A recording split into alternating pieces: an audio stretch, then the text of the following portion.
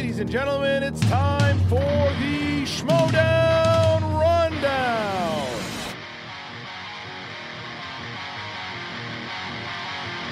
Introducing first, Frankie Stats Janisch. And their co-host, the man of controversy, Mr. Brian "The Duke" Davids. And finally, your host, Aaron Turner. Let's get ready to Schmoedown. What's going on, Movie Trivia Schmoedown fans? It is episode number 56 of the Schmoedown Rundown, the official after show for the Movie Trivia Schmoedown. My name is Aaron. I am your host, as always. Joining me today, Statman Frank Janisch. What's up, pal? What's going on, guys? Great to be here. And I gotta say, I saw Mark Ellis perform with John Caparulo last night here in Chicago, and those guys absolutely crushed it. Tickled your funny bone, did they? Oh yeah, I think it's got a little zany. Frank, it sounds like you didn't have to work during Ellis's show. I don't know why you had to work during Jay Washington's show just a week ago. Yeah, funny. Isn't it funny how that worked out? Oddly strange. Oddly strange. Yeah. The heat continues. Also here is Brian Davids. What's up, man? Hey guys, I've got a fun fact to share. Since the inception of the repeat rule on February 24th, JTE is 5-1 between singles and teams, while Josh McCouga is 1-4. McCouga's one win was a narrow victory over Tom Dagnino. So do the math, folks. All right. Also join us, a very special guest. We have the segment, Where in the World is Booker T? Well, we have a guy that knows not only where Booker T is at most times, he is the reason for this segment, Mr. Brad Gilmore. What's going on, man? Hey, what's going on, guys? Thanks for having me. I'm feeling good. Astros look like we're making a Game 7, so all things are great over here in Houston, Texas. I got to ask you, in doing my research, I came across that you are known as the Entertainment World Champion. What is that about? So it was a nickname that was given to me a few years ago. I kind of got my start here in Houston in the music entertainment scene, and I was known to host a lot of shows, tell a few jokes, perform a few songs. So a partner of mine named Tay Mitch gave me that nickname, and it stuck a little bit. Brad, as Aaron referenced up top, you are responsible for Booker T's involvement in the Schmoedown. So can you talk a bit more about how that came to be? I came across the Schmoedown because how sometimes you're on YouTube, you just go down the black hole that is YouTube always. And I was up late one night and I couldn't find anything to watch, and I found some show called I think then it might have been AMC Movie Talk at the time, or it could have been Collider. I don't really remember, but I found the show and I started watching. And then I heard them, talk about, this Movie Trivia Schmoedown. And the first time I heard it, I didn't go look at it at all, but I just heard them reference it a couple times. So then I was like, let me check this thing out, because I became a fan of the Movie Talk show. And I said, okay, let me check this out. So I check out the Schmoedown for the first time, and I was like, wow, like this is actually great. I'm a movie fan. And so to watch that as a movie fan, I always like game shows and then the pro wrestling aspect of it, which is obviously a business that I've worked in for now a half decade and really understand well. I was like, God, this has so many great elements going for it. So I became a fan of the show. And then you kind of realize that most of the people on the show are pro wrestling fans, or at least the majority of them, the Ken Knapsacks, the Christian Harloffs, the John Rocas, and so on and so forth. So I said, man, this would be pretty cool. I'm going to show this to Booker. And, Booker T and I do a radio show here in Houston called Heated Conversations. It's a podcast. Christian Harloff, the commissioner and champion, was just on it last week. And I said, hey, Book, you should check this out. This is pretty cool. And it was right after John Roca won the title. And I became a fan of the Outlaw, became a fan of John Roca. I said, hey, Book, we should just do a shout out for John Roca. We recorded a video. I sent it to Christian. I think earlier that day I emailed Christian saying, hey, I want to get Booker T involved.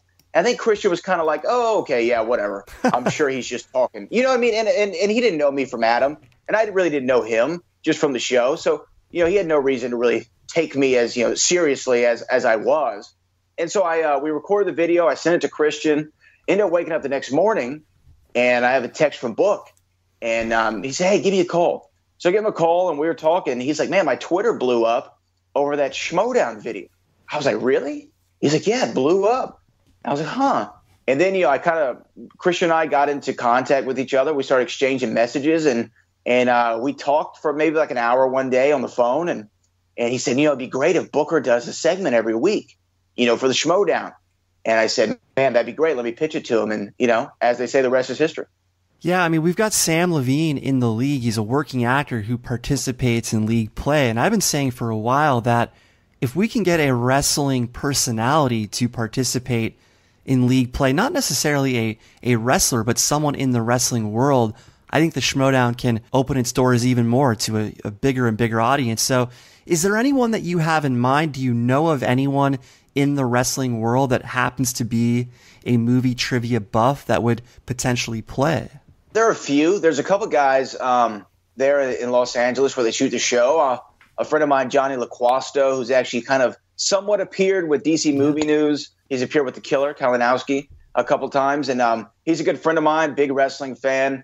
Hey, I'm a movie buff too. If I can make my way to La La Land and maybe jump in the league. But surprisingly enough, and I'm not even joking, Booker T has one of the greatest memories for movie quotes I've ever seen. He can pull a movie quote out all the time, and he uses them on commentary on Raw, SmackDown. He's used them on commentary. He uses them on the radio show. He's so keen about pulling out these lines, and I think Booker would fare pretty well in the Schmoedown. I don't know if he's a championship contender as of yet, but I think he'd surprise some people. At the very least, he could call a match. But now that you've had some time with the Schmoedown, is the Outlaw still your favorite, or have you come to appreciate more of the players in this league?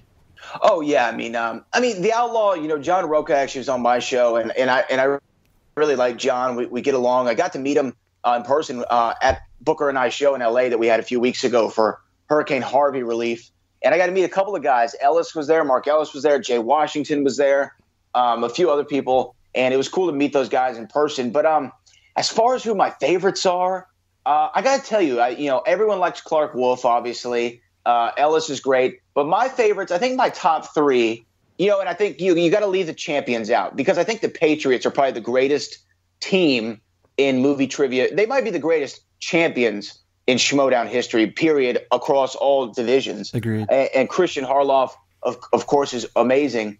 But for me, I think John Roca's up there. I like Josh McCouga, even though he's been on a losing streak as of late. I still like McCouga.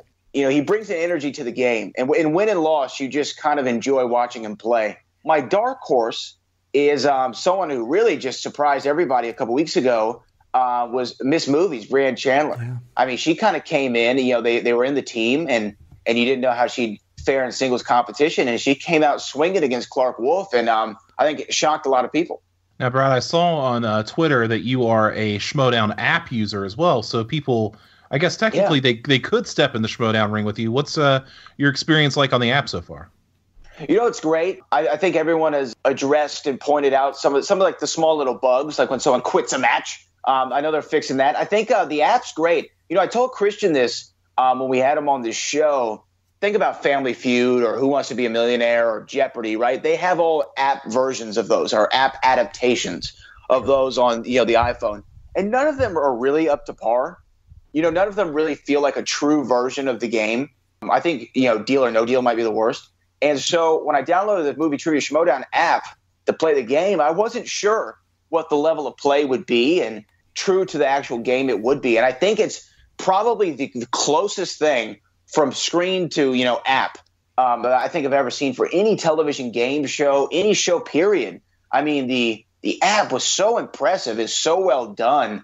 And it really got all the aspects of the Schmoedown in there, especially with even the crowd chatter, the boos and the hisses and the jokes by Ellis and Harloff and the wheel. And I mean, it really it was very impressive. And I think it's well worth that gig of storage. Brad, you mentioned Heated Conversations, the show that you do with Booker, but explain how that relationship first started, if you don't mind. Like I said, I was doing a lot of stuff here in Houston, and I was performing. I've been a live performer since I was 16 years old, doing music, shows, whatnot. I was hosting a radio show at the time on an online station here in Houston. And anyway, I woke up one morning, I grabbed my phone like I always do, and I scroll through the phone just to see what's going on, any notifications, whatever. And I'm on Twitter and I'm scrolling through, and I've always been a wrestling fan pretty much my whole life. I fell out of it latter portions of high school into early college years, kind of got out of it. And but anyway, I saw something from WWE, so I looked at that, and they tagged Booker in a tweet. So I went and looked at Booker's page because, I actually live in Friendswood, Texas, right outside of Houston, and I knew that Booker always lived in Friendswood, Texas, too. So my entire life, I would root for Booker because I knew he was somewhere in my hometown, both from Houston, but Friendswood just right outside. Checked to see what he had going on, and I had no idea that Booker had a wrestling promotion in Houston. I see that Booker put out a tweet saying, hey, I'm looking for an announcer.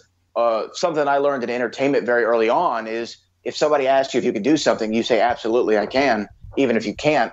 And I didn't know anything about announcing. I'd never done any, play-by-play or commentary before. So I said, what the hell? I do radio. That's got to be close in some way. So I sent my resume in, and I didn't hear anything back for a couple weeks. And then I got a call saying, hey, can you come meet Booker this Tuesday? So I went in to go meet Booker. He wasn't there. He got called to go do SmackDown or something. Went in, I finally met Booker, and a couple of days later, their ring announcer, had strep throat. They asked me if I could fill in. I said, absolutely, I can ring announce. Done it all the time. I'm a pro. I'm Michael Buffer level. Never done it before. And anyway, Booker was impressed with me that night, so brought me back for the next show. Then I moved into being the commentator on the reality wrestling show that's on Fight TV. Booker said, hey, I'm starting this radio show up. I think you'd be a great co-host for me. And, that was about 2 years ago. And then that's when we started doing the radio show and the podcast together. And Booker's definitely one of the most influential people I've ever met in my life. I've been with him now for the last 5 years. And, he's become more than just like a figurehead at the company. He's a boss, he's a mentor, he's a friend, he's a father figure. He's everything wrapped in one. And, we've really developed a close relationship. So, I'm eternally grateful for all the opportunities that he's given me. And, that led to the radio show and the TV show and so much more. And here we are now. And it led me to the Schmoedown Rundown.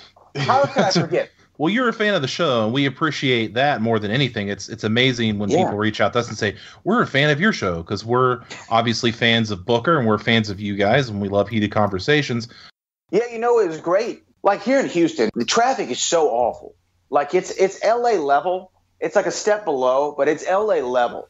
A lot of times with the Schmoedown, would listen literally trying just to get to a freeway so I can start my commute home. I would listen to the whole Schmoedown in my car, and then you're kind of left wanting a little bit more. And so I saw it was like a related video, Schmoedown Rundown. Checked it out, and I loved the show. I just loved hearing some more Schmoedown talk, and that's how I kind of got onto y'all guys. Yeah, and our Where in the World is Booker T segment is definitely the most popular segment on our show. So we love that we get to just have this fun little thing that involves Booker. It helps promote his reality of wrestling show and the Fight TV app. We haven't mentioned that by name yet. Of course, you mentioned Heated Conversations, which people can listen to on iTunes. Before we get to the rundown, the actual rundown, do you want to give just a surface level list of plugs? You'll have the chance to do it later, of course, but give people a reminder up top about where they can check out more of you as well as Booker. Yeah, no, I appreciate the opportunity. Yeah, Fight TV is our new television home. We were here locally in Houston for a long time, and now we've expanded worldwide, as Booker says. And that's Fight TV. It's FITE TV. It's a free app. It's on all devices. They just added it on Roku. It's a streaming network for all combat sports. It's not just our show. There's Championship Wrestling from Hollywood. There's Ring of Honor. But then there's also every UFC pay-per-view, Triple G and Canelo, the boxing match was on there. It's the destination for all combat sports. So if you're a combat sports fan, pro wrestling fan, MMA, you can get all that stuff on Fight TV. It's a great app, and reality wrestling airs every Sunday live at 3 p.m., and then you can catch the replay immediately thereafter. And Heated Conversations, we're live here in Houston on Sports Radio 610 every Saturday from 7 to 9 p.m., and then you can get it the next morning available on podcast, on radio.com, on iTunes, Stitcher Radio, TuneIn Radio. Same for my show, the Brad Gilmore Show. Podcast I've done for about 4 or 5 years now. And, you can find that on iTunes as well. Have all kinds of cool guests. John Roca was a guest on the show. Also Jason David Frank, who was the Green Ranger from the Power Rangers show. Peter Melman, who was a writer for Seinfeld. Spike Feresten, writer for Seinfeld. He wrote The Soup Nazi. Yeah. A lot of cool guys. Joe Toplin, who was a writer for Jay Leno and for David Letterman on The Tonight Show and The Late Show. So, I mean, a variety of guests. Music, sports, entertainment. So you can check all that out, the Brad Gilmore Show, and follow me on Twitter at Brad Gilmore. I think it's safe to say I got all the plugs out of the way. Let's run into some Schmoedown news. We got some topics to go over real quick before we get to the match recaps. First and foremost, right off the top, I'm seeing some chatter from the commissioner himself. It was across his Twitter, Collider's Twitter. Hypothetically, if there was a Schmoedown Awards live event, would you be interested? Frank, would you be interested in such an event?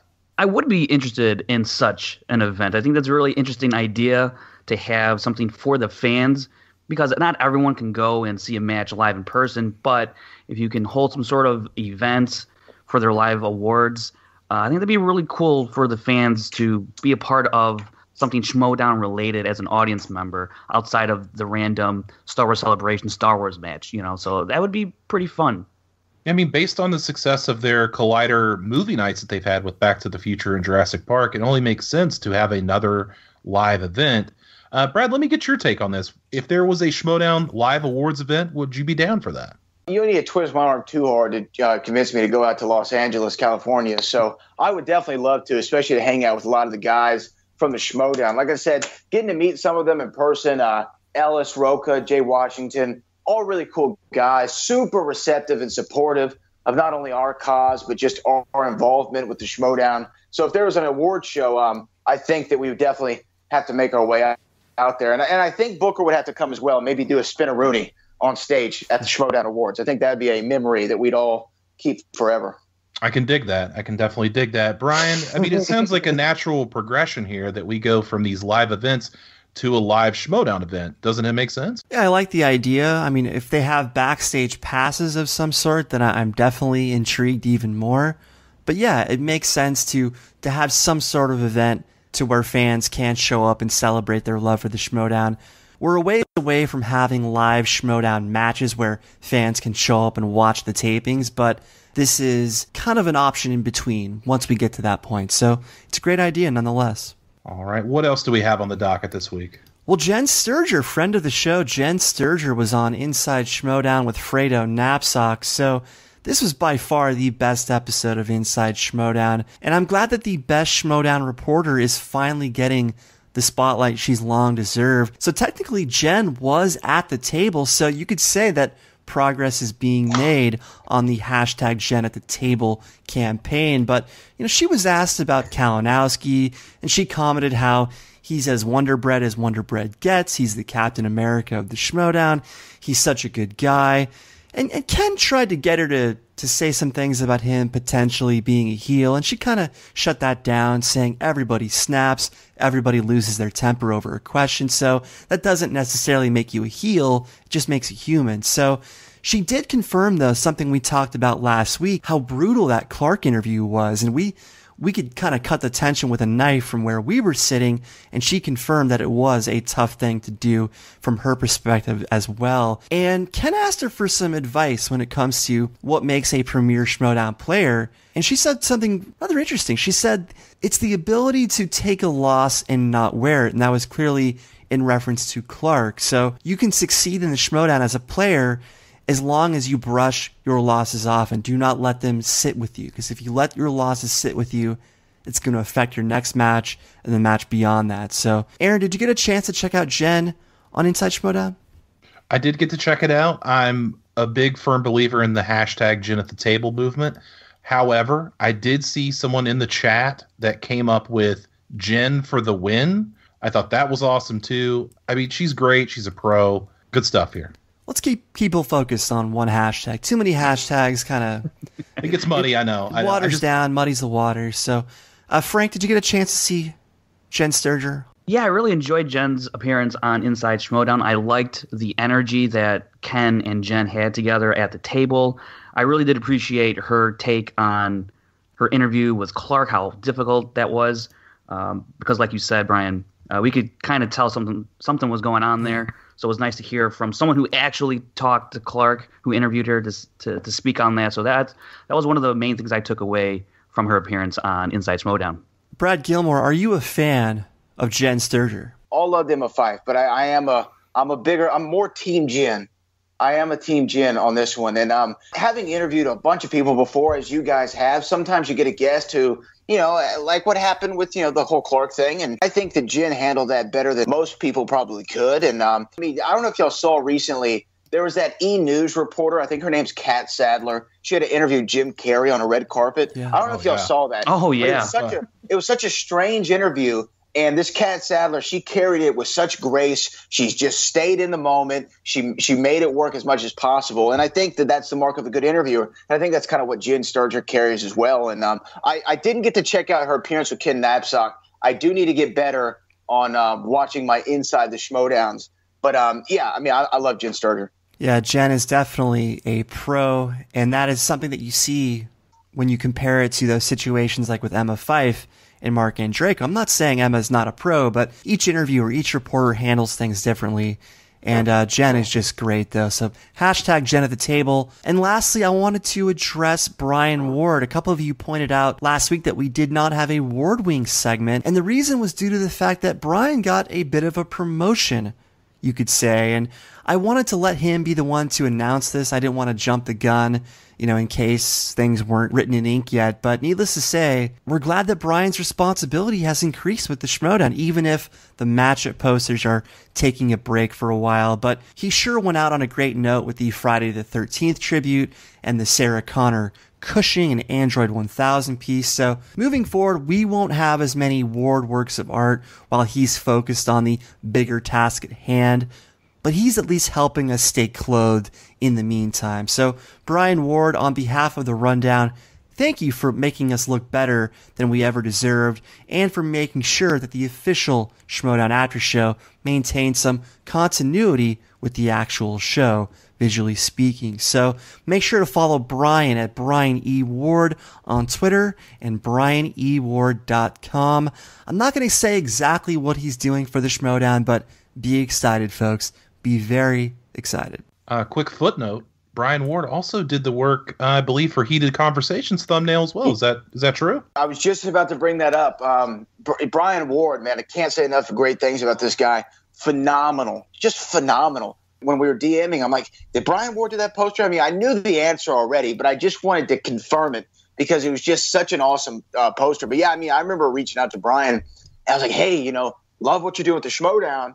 Poker and I are trying to design something new for Heated Conversations, and Bryan came through with some awesome artwork that he actually graciously enough features on his website. Did a great job, honestly. So at the radio station, people were coming up to me. They're like, "Hey, who did that graphic?" Because I don't want to throw the graphics guy at the station under the bus, but he does a terrible job, and everyone should know it. He's so terrible, it's not even funny. So everyone was like, "Hey, who did that? Did blah, blah, blah do it?" I was like, no, he didn't do it. So Bryan Ward is my guy forever. Ward for the win. That's right. Well, let's get into our first recap. It was Baby Carrots, Mark Ellis, last year's Ultimate Schmoedown champion, versus Sassy Stacy Howard. Let's talk about the promos. Some stiff shots taken by both here.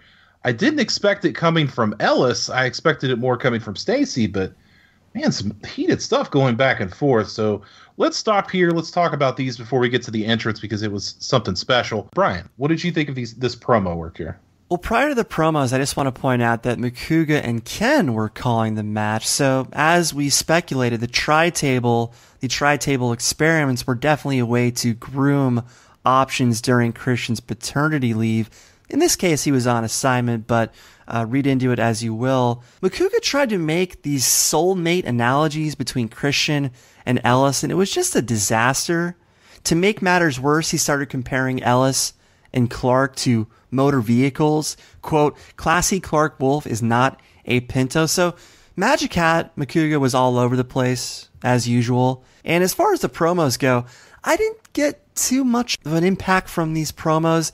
I mean, it seemed like Ellis was reaching, so much so that he had to talk smack about Stacy's education, her Texas A&M status. So, I don't know, I didn't get much out of the promos per se. I was just interested in what took place around the promos more so. Yeah, not a lot going on. Brad, did you have a takeaway for the promos? Coming from wrestling, I love the promos. And, a lot of the guys on the show are great promos. Ellis is actually one of those guys, and I'm sure it comes from him doing the stand-up comedy. To reference it back to wrestling, and I'm sure there's some wrestling fans listening to the Schmoedown Rundown, there was just like a series of promos back and forth between two of the top guys in WWE, John Cena and Roman Reigns. And the reason why they were so good and so memorable for fans is because they had that element of truth to them.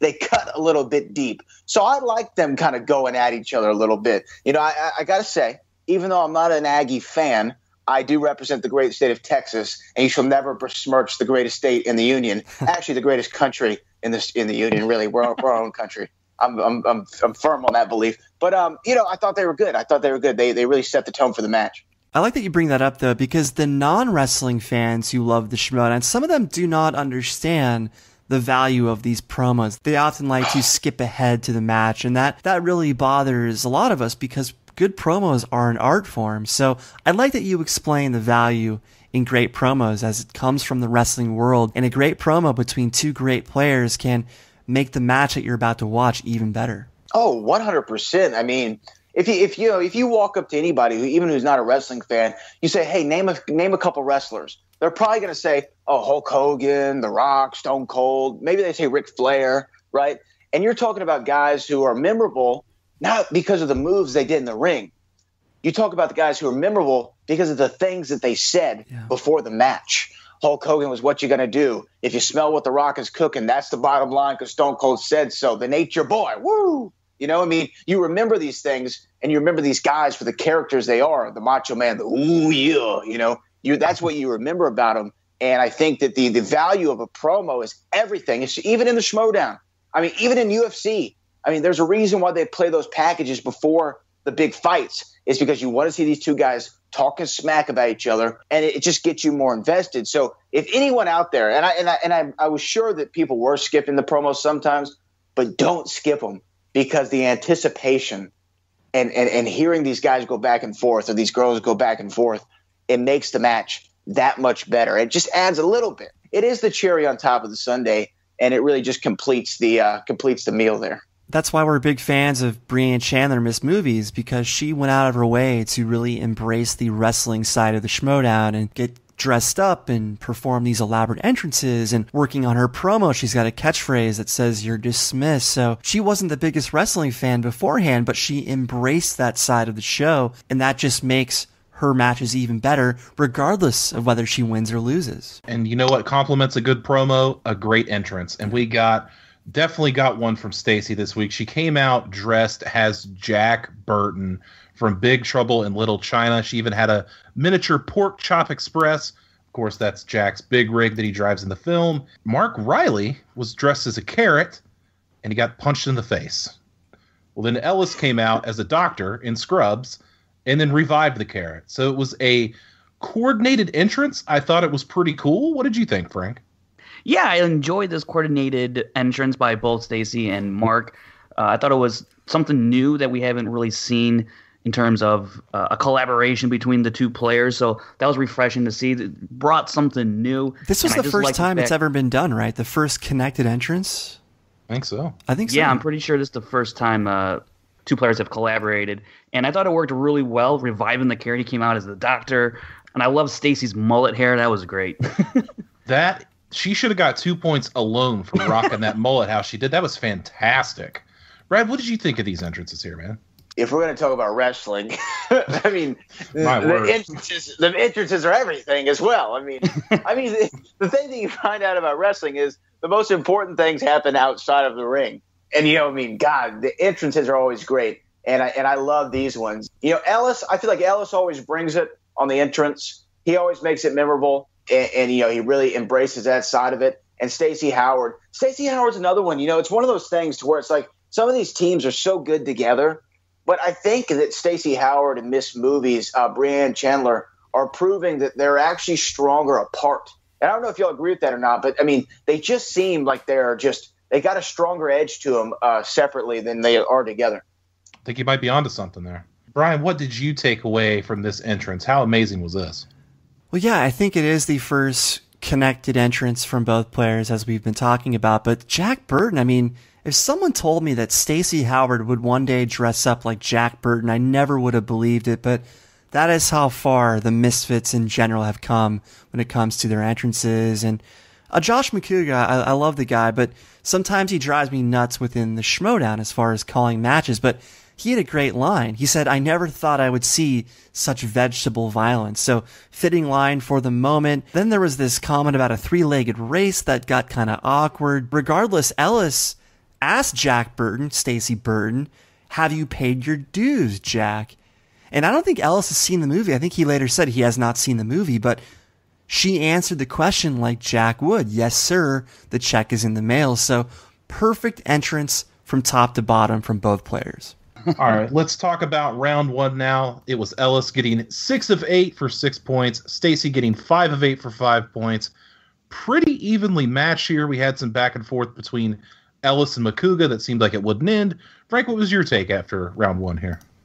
I thought it was great that Stacy, as the perceived underdog in this match, I thought it was great that she kept it really close with Mark here in the first round. That's a huge, huge win if you're Stacy.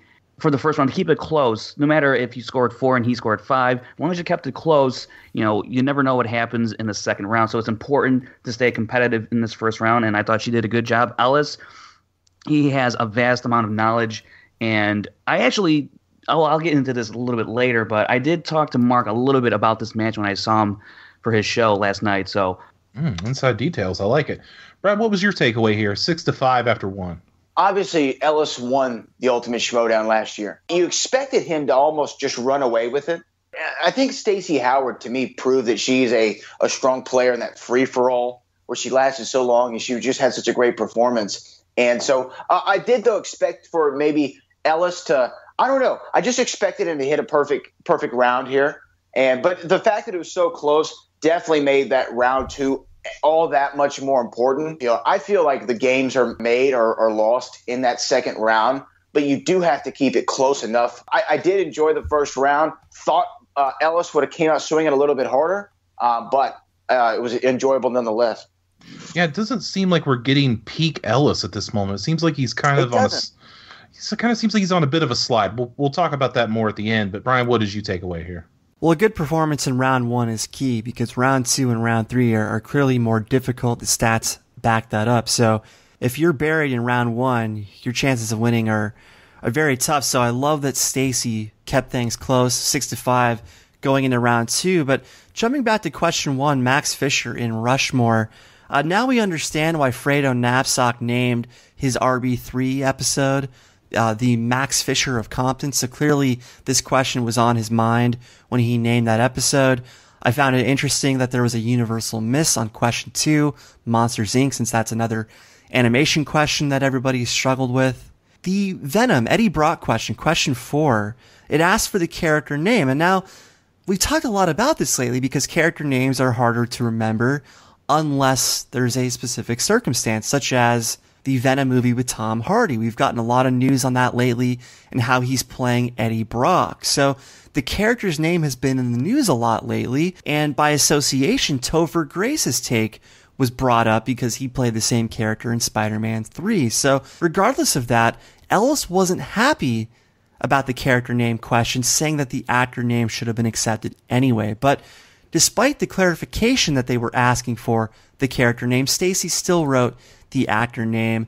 Thus, Mark was able to tie the match up. So this was an interesting follow-up to all the character/actor name discussions we've had as far as what question should ask for. In this case, I think Eddie Brock was a valid name to ask for. And then question 6, the Disturbia David Morse question. McCouga was being absolutely obnoxious during the in-between of this question. Ken even told him to stop singing during this question. So there were numerous moments where McCouga was just doing a one-man show to where Ken had to kind of talk him back a little. Question 7, the White Russian question. the players got longer to answer, not just for this question, but in general, because Magic Hat kept doing this one-man show. And then it was kind of capped off by question 8, Nadine in Edge of 17, Haley Steinfeld. Makuga said, remember that song?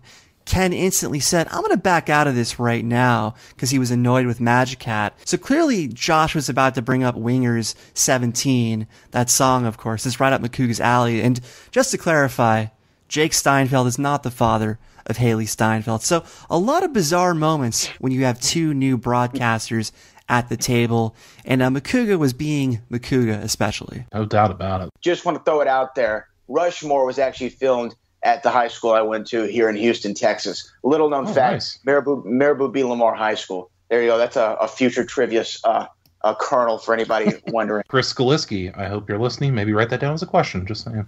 Let's jump to round 2 where Stacy going first. She spun horror thriller, got 2 of 4 for 3 points. Ellis did add 1 steal. The Omen series. At the turn, Stacy was up 8-7 here. Frank, what'd you think, man? Yeah, Stacy had a tough second round, getting 3 points here. I thought at this point that Ellis would probably get a big lead after his turn due to the fact that 3 points is not a whole lot. So now it's not a whole lot of points that you want to have against someone like Mark Ellis, who can be very dangerous at times. And he had a pretty solid first round. So I think maybe in the back of my mind, I was also thinking that he would have a strong second round. Stacy, she did as good as she could do in this round. I like that she went to multiple choice when she needed to. And then she took a shot there at the end on that fourth question. So trying to play some catch up there didn't work out for her. Luckily, she didn't get burned by it, by Ellis not being able to convert on that steal opportunity. Yeah, 3 points, not exactly the best of rounds. And horror thriller is a strength of Ellis. So he did add just the 1 point steal. It wasn't any more than that. Brad, what was your takeaway here? Stacy spun that horror thriller. Man, it's just such a vast category with so many little things. And those horror movies, they have like 18 sequels each. So it's always a hard category. I wasn't surprised at her performance. I thought that, she was up by 1 point. I just really thought that was a wrap for Stacey Howard. I thought, well, you know what? If Ellis gets something strong, he's going to really wipe the board here. And it's going to be one of those third rounds where the winner was already decided, which is kind of why I said that second round to me was the make or break round. And I thought that Stacey Howard let it slip away here. 8-7, Brian, still close. Stacy hanging in there. What'd you think? Yeah, I agree with Brad. Round 2, the wheel round, is definitely the make or break round. It is, by the numbers, the more difficult of the first 2 rounds. And I thought it was interesting, though, that Mark deferred to Stacy. So everybody is on the defer bandwagon, that above the line, that team action have made famous through the team tourney. And Stacy moved the category on her first spin to 2000s. This is not the Brian Davids spin method. This is not BDSM. She's again treating the wheel like it's a genie lamp. She first spun comedy despite placing it on 2000s. She spun again, and she got horror thriller, which obviously is not ideal for her. So when you treat the wheel like a genie lamp, it works against you. So BDSM is simply a respin method, not just a wish fulfillment method. So Mark showed his horror thriller prowess when he stole that Omen question. Like you guys, I thought Stacy was in big trouble at that point, but she bounced back with Paul Avery and Zodiac, tied it up, went to multiple choice on Secret Window. And I'm surprised she didn't use multiple choice on question 4, the Hitchcock Best Picture question. The answer was Rebecca. Luckily, Mark couldn't steal it, but I'm surprised she didn't play it safe and lay up a bit. But perhaps she was being proactive. Perhaps it was a preventative measure. I don't know, but very bizarre round with only 3 points for Stacy, 1 point stolen, 2 multiple choices, 1 miss with no multiple choice, 1 2-point conversion. So, round 2, typically in most round 2s, this would have buried most players, but that's going to set up how strange this match truly was. Well, when Ellis got up, he initially spun Tarantino films and decided, you know what, I'm going to pass on it. And he got 90s on his second spin. He went 3 of 4 for 4 points. And at the end of round 2, Ellis took an 11-8 lead. So not too large here. Stacy could have closed the gap very easily. Frank, Tarantino skipped again. What in the world's going on?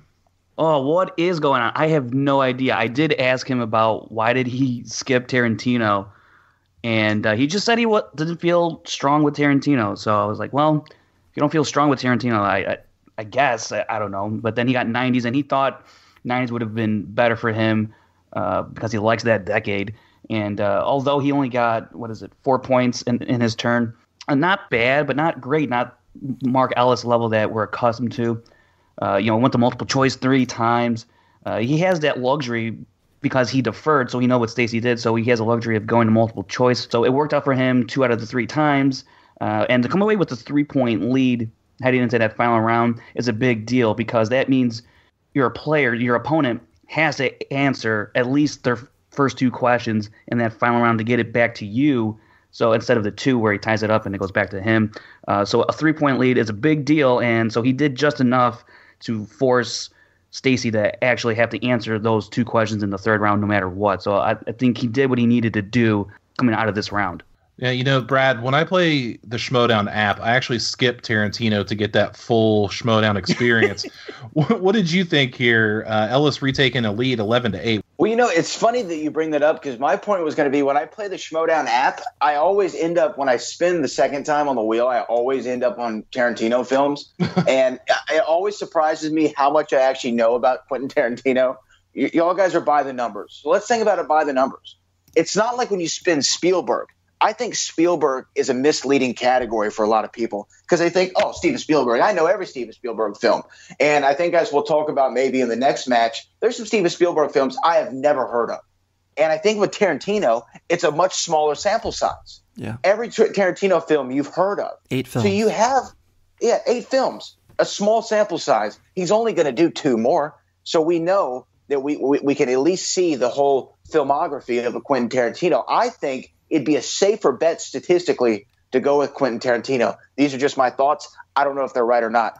But as far as Mark Ellis goes, I think that it was a good round for him. I think that he really could have put away Stacey Howard here, and he didn't.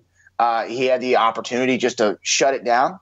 Didn't happen. 3 points, it's a modest lead. We've seen people get away with less.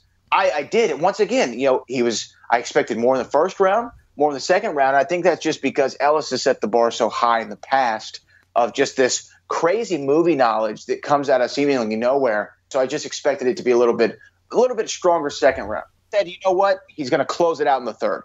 I'm going to concur with your point there. Tarantino, small sample size.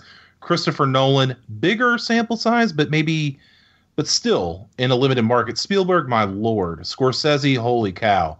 These are a lot of films from these directors. So not as difficult maybe for Tarantino as he would be Spielberg. I think you got a good point there. Brian, what did you think here? The end of round 2. Real quick, I just want to point out that Stacy was so used to teams that she thought she had more questions coming her way. When Mark spun his turn, she was surprised that she didn't have more questions. Again, this shows her inexperience with singles. She's only played 1 other singles match. But when it comes to Ellis skipping Tarantino, I'm with you guys. It just doesn't make sense when he's only got 8 films. I'd rather have 8 films to think about versus an entire decade versus an entire genre that spans many decades. So when you only have 8 films to worry about, multiple choice, in my opinion, is going to be easier because you only have 8 films to consider, and those multiple choice answers are likely going to be a bit more specific and clearer as a result. But instead of Tarantino, he landed 90s, and 90s was the category that killed him against Clark Wolf. So to recap, bottom 10 passed on Tarantino, Bibbiani passed on Tarantino, and now Ellis passed on Tarantino. Guess what all 3 had in common? They lost. So the reason for this, I think, partially is that there's this silly echo chamber about how the Tarantino questions will be obscure at this point, since the category has popped up a couple times since its inception. I just think that's crazy thinking when a couple times does not indicate how many possible questions there could be. So to avoid the category because one person says the questions could be obscure when we've barely seen the category in use, I'm just not buying that. So people cannot spin away from Tarantino at this point. I cannot believe this is a thing. But Mark Ellis had to go to 3 multiple choices during this round. It was a 4-point round, 5-point total with the steal, but 3 multiple choices out of 4. That is not peak Ellis. That is not vintage Ellis. The one question he landed was the comedian of the bunch, Catherine O'Hara. She's famous for a scene at O'Hare, go figure. Look, I'm not surprised by this. The guy has barely played in 2017. He had one other match against Clark Wolf. He had one team match to basically help out T10. So I'm not surprised that he's still rusty. I've said for a while that Ellis kind of cashed out. He checked out mentally after his loss to Dan Murrell at Spectacular. He just hasn't been the same since then. And I think he knows in the back of his mind that that was his best chance of winning. And so since then, he just doesn't have that fire that he used to have. Now, I referenced this briefly already, but did you guys notice the leisurely pace to this match? It was a 53-minute video. Some of that length was sudden death, of course, but the time in between each question was quite drawn out, as each player would think before asking for multiple choice and various repeats. Of course, Magic Hat had to keep doing a bit in between each question, so that dragged things out a bit more. But overall, Ken and Makuga were not breathing down players' necks with the clock. To be fair to the length, they did have 2 app ads. Frank, you had your segment. The Misfits had their making up for the fact that they weren't their video. But did you guys notice that there wasn't the same intense clock as usual in between questions and answers? It did seem a little bit more laid back, for sure. I think the match kind of, especially in round 3, suffered from that. I think we lost a little bit of that, I don't know, excitability. I don't know if that's a word, but I missed a little bit of the atmosphere in round 3, especially because it was a tight match throughout, and it just felt like it wasn't as, I don't know, important, I guess. It could have been tense. It could have been more tense. It could have been more exciting. It just seemed very loose, very loose. And that's what happens when Christian is gone. I mean, he is the leader. He is the one who keeps the tempo usually. So when you've got new people in there, I mean, Ken's got experience, but he's usually not the one who's sitting in Christian's chair. So this isn't the typical tempo of the Schmoedown. So I'm sure they'll correct that by the next time this happens. But I just want to quickly address people that are whining about the Schmoedown app ads. God forbid should the Schmoedown generate a new revenue stream so it can continue to provide you with relatively free matches. The ads also ensure that those of you who are whining about the Android app that is still in development, these ads ensure that that app can come to you sooner rather than later. So they just launched this app on October 10th. Let them benefit from it because in turn, it benefits you. Well, let's talk about round 3 now. Stacy was up first because she was a little bit behind. She gets the 2-pointer right off the bat. The pianist, 11-10, Stacy. She goes right up again. Of course, she's going to get this one. The 3-pointer, Gordon Bombay, was a lawyer in the Mighty Ducks. I had no doubt that Stacy was going to nail that one. Real quick, competitors out there, watch the Mighty Ducks franchise. Skaliski is pulling from it like crazy. So I just had to interject real quick. Don't mind me. Oh, no problem. You should watch it anyway. It's a great film. We go over to Ellis. He guessed the 2-pointer, which was Shia LaBeouf, who played Bible in David Ayer's Fury. So it is 13-13 all. We go back to Stacy. She could not pull the 5-pointer. David Strathairn was Meryl Streep's husband in The River Wild. Good pronunciation since it was butchered all match. Oh, well, you forget that he was my co-star in a film. That's right. We go over to Ellis for his chance to win. He's got 2 chances here, 3 or the 5. Ellis can win it either way. He missed the 3-pointer. Sidney Poitier directed Stir Crazy, so now we're still tied at 13. Ellis with another chance here with his 5-pointer. What country is Nadia from in American Pie? He can't pull it. It was Slovakia or some other Vakia country. The score remains 13-13. We're headed to sudden death. Frank, what'd you think? Oh, what a disappointing round for Mark Ellis. Great round for Stacey Howard, though, getting 5 out of the 10 possible points in the third round. One thing that Ellis mentioned to me was the fact that he goes through these questions week in and week out with Chris Skaliski. He looks over them, kind of reviews them, and he brought up the fact that maybe he's got too much in his mind. He's got too much trivia questions, too many answers. When he's trying to cycle through all of this and come up with an answer, maybe the the lanes are getting clogged for him, and so he can't quite pull out. Maybe he gets confused. So I thought that was an interesting tidbit he brought up, because in the past we've talked about how Christian, because he's been at the desk, he went on this crazy run because he sees the questions week in and week out. So for Mark Ellis to basically say the opposite was interesting and kind of made some sense to me, that perhaps this could be a reason why Mark Ellis isn't at peak Mark Ellis as we've seen in the past. So I thought that was interesting and curious that he would say that. He says that right now, but he was calling matches more last year, and he was winning more last year because he was playing more last year. And so I think having that desk presence helped him win the tournament. So now things go different. I see why he's thinking of ways to justify that, but I mean, clearly it helped him last year. I happen to believe that there could be a shred of truth to that in terms of overthinking perhaps these questions. So, and then for him to whiff on the final two questions, man, that hurts. That hurts a lot. And then to go into sudden death because of that, man, hell of a round. And then this is when things got really interesting. An overflow of trivia knowledge. Interesting hypothesis. Brad, what was your takeaway here at the end of round 3? We're tied 13-13.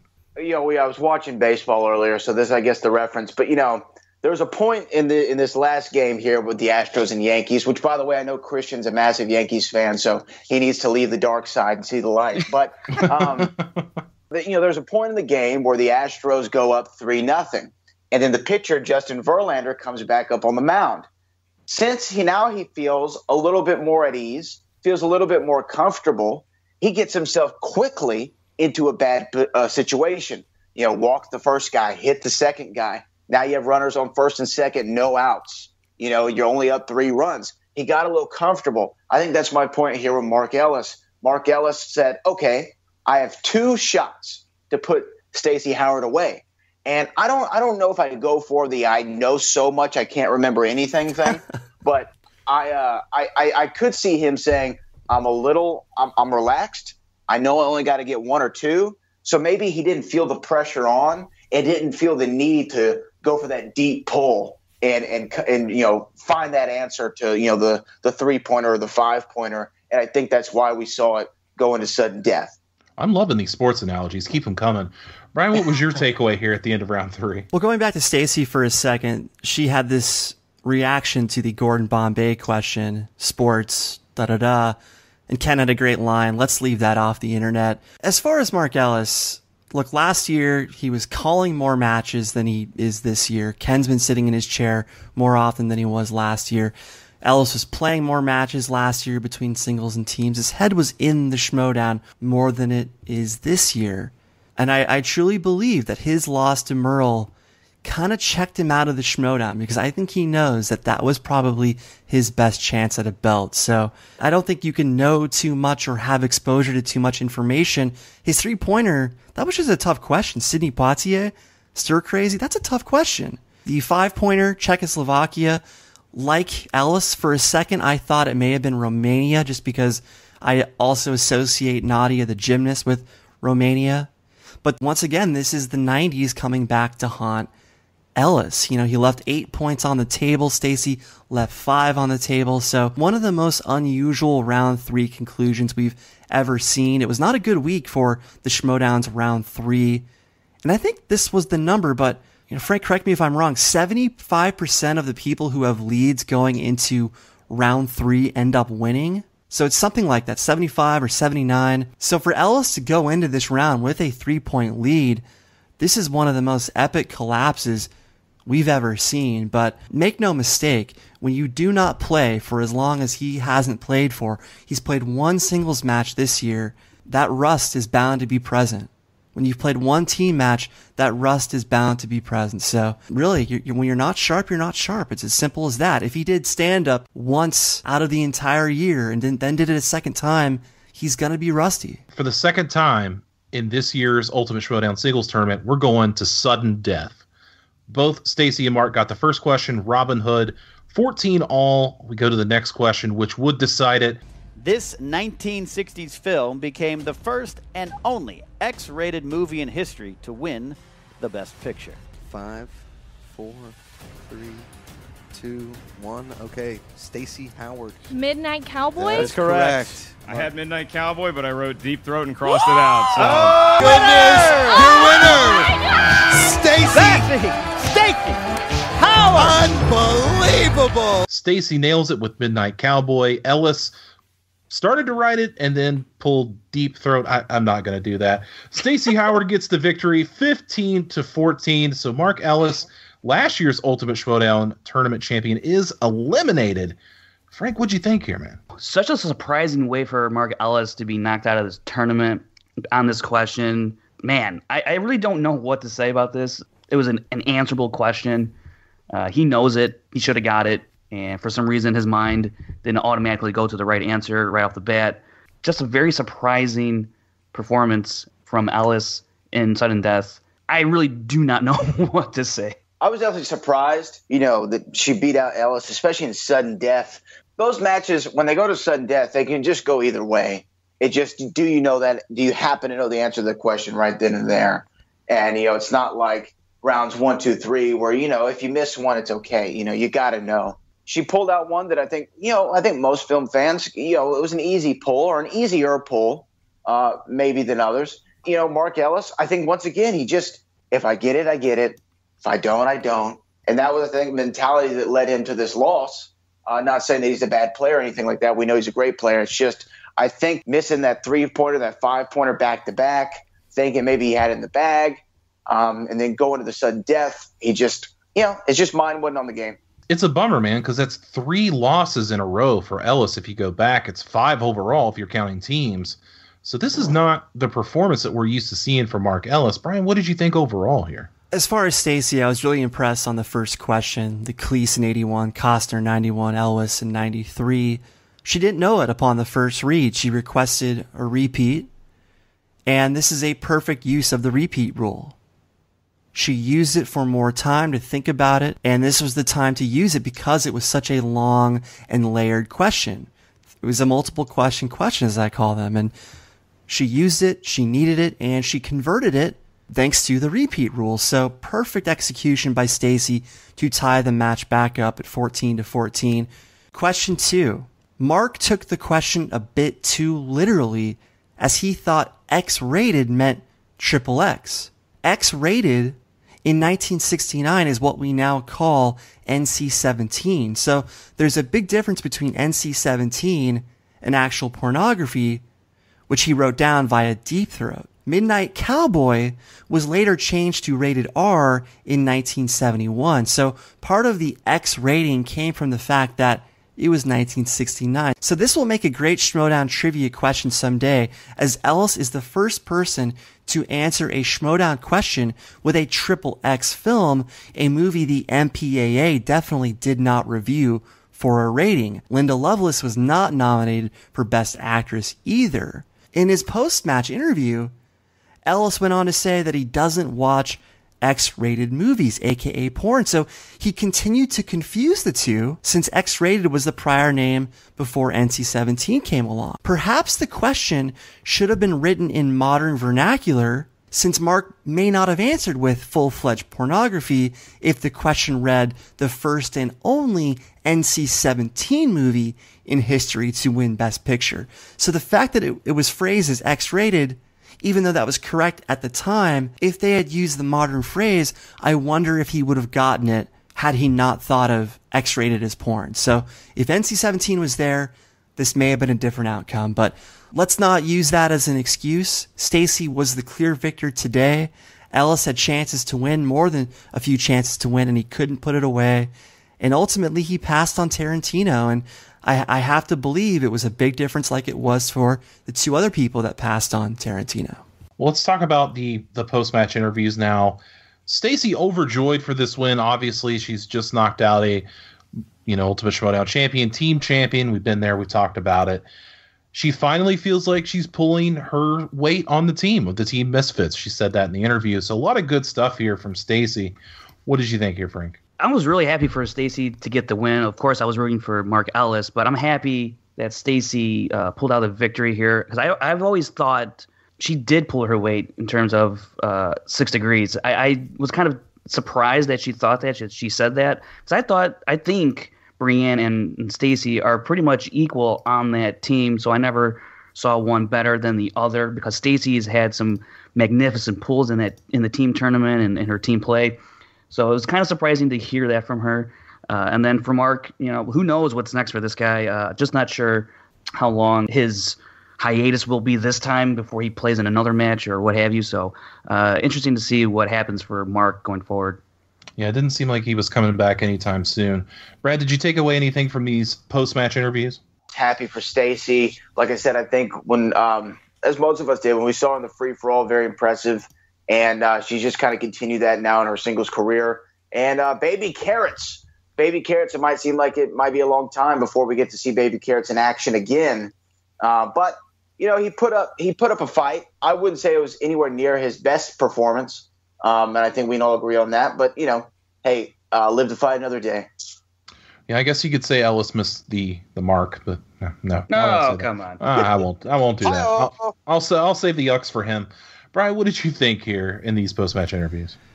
Yeah, this is definitely the end of Ellis, especially if Harloff loses at Spectacular. I think he will bow out with Christian and sit on the sidelines. They'll both retire from league play if Christian loses. I think it's going to happen anyway for Ellis, but like I said, I think he checked out once he lost to Merle. He hasn't been the same since then, and when you get that close to a title and you come up short, I don't know how you can talk yourself into going through all of that again and actually believing it. He's capable, sure. I just don't think he wants it. Like Christian, I think he's ready to hang it up, and I think he will hang it up. I love seeing the genuine joy between Jen and Stacy. They're friends. I love seeing the shock on Stacy's face. It was a true, authentic moment for the Schmoedown. 6 Degrees, the stable of the Misfits. They are loud. They go out of their way to create these great costumes and entrances, but they do work hard. They do prepare. So Stacy's been prepared enough these last few months through hard work, through research, through being around Brienne to where she was going to benefit. So I'm not surprised whatsoever that Stacy, Jack Burton, pulled this off. Well, and of course, after the match, we had a little bit of a post-credit scene where apparently Jay Washington and Brienne were headed to the match, and Jay got a flat tire, I guess. But they did congratulate Stacy on the win. They weren't there in person, I suppose. I don't know. I kind of thought that was an interesting scene. But the Misfits had a party, guys. They were having cake. It got crazy in there. I'm overjoyed for those ladies. They deserve everything. And Jay Washington has been the advocate, the mouthpiece, whatever you want to call him for that team. And it seems like outside of the Lions Den that the Misfits might be the next best stable in this league. Well, there are 2 videos in question here. There was the first video that made up for the fact that they couldn't make the day of the match for the taping. That was the hallway video where they acted like they just got a flat tire and they missed it. But there was a second video, though, where Stacy and Brienne were eating cake and celebrating the fact that they broke everybody's bracket. So this is great stuff, though. This is the showmanship that we like to see from the Schmoedown. Action has gotten good at this as well. But yeah, the Misfits and the Lions Den know how to put on a show, and this is why they're among the best 3 stables. Continuity. It's a beautiful thing. All right, guys, we're going to get into the next recap. It was Jason Inman versus the Outlaw John Roca. Now, in this match, the promos were very run-of-the-mill.